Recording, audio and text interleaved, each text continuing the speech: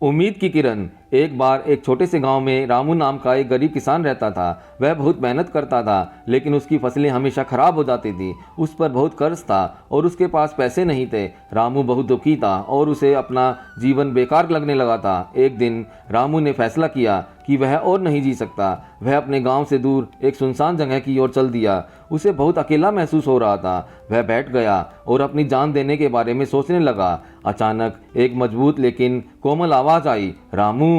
रामू ने ऊपर देखा और एक शक्तिशाली व्यक्ति को पाया। वह भगवान हनुमान थे।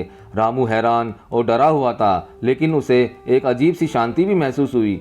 भगवान हनुमान ने कहा, रामू, तुम अपने अनमोल जीवन को क्यों समाप्त करना चाहते हो? जीवन भगवान का एक उपहार है। हमेशा कोई ना कोई रास्ता होता है, यहाँ तक कि सबसे बुरे समय में भी। रामू ने हनुमान को अपनी समस्याओं, अपनी असफल फसलों, अपने कर्जों और अपनी निराशा के बारे में बताया।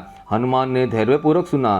फिर उन्होंने कहा, रामू, मैं तुम्हारा दर्द समझता हूँ, लेकिन आत्महत्या कोई उपाय नहीं है। इससे तुम्हारे परिवार को और भी ज़्यादा दुख होगा। तुम मजबूत हो और तुम्हारे अंदर इन चुनौतियों का सामना करने की ताकत है।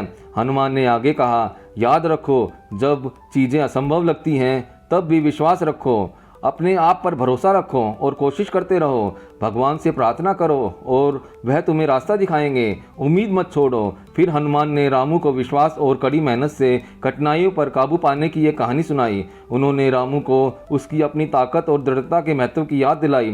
रामू ने हनुमान की बातें सुनी। उनके दिल में आशा की एक किरण जगी। उसने महसूस किया कि अपनी जान देना कोई उपाय नहीं है। उसने फिर से कोशिश करने का एक नया निश्चय महसूस किया। नई उम्मीद के साथ रामू अपने गांव लौट गया। उसने कड़ी मेहनत की, हनुमान की बातों को याद रखा और हर दिन प्रार्थना की।